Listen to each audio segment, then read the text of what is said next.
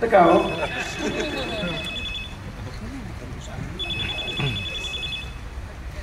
Πακακακό! Ωραίο είναι, ρε πράγμα. Πού γαμώ το τηλέφωνο, τηλεφωνημένο, ποιος είναι, ο Θεοφάνης είναι, άσε μένα, έλα Θεοφάνη, έλα ρε φιλαράκι, εδώ Ιάκωβος, έλα ρε φίλε, πού είσαι, εδώ τα λέγαμε τώρα με το Σπίθα. Ναι, είχαμε μια ωραία συζήτηση. Γιατί, αφού έκλεισε, τότε. Πάντα εδώ το κάνω, τι ήθελε. Ο Θεοφάνης, ρε, τέλειωσε τη βάρδια στην τηλεφωνική εταιρεία που βλέπει. Και έφυγε τα τι. Και πήγε να γίνει αδερφή. Όχι, έφυγε τα τι. Α, πήγε να παίξει μπάσκετ.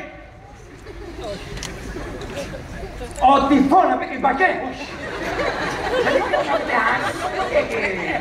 Δηλαδή ο Τυφώνα κάνει και έκανε και μπάκετ και έκανε και πήγε όλους και 3 points.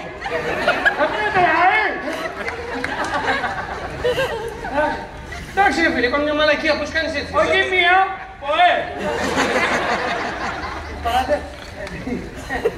Ναι, ο Θεοφάνης τι. Είναι στο δρόμο. Είναι στον δρόμο. Στο δρόμο το μεγάλο. Μεγά. Που είναι με τα ψυχία μου, πάω, πέπε, ο Θεός δεν φοβάμαι. Είναι με τα πατσούνια του. Ναι. Και κάνει τα τι. Έλα ρε μαλάκα, ταξί μου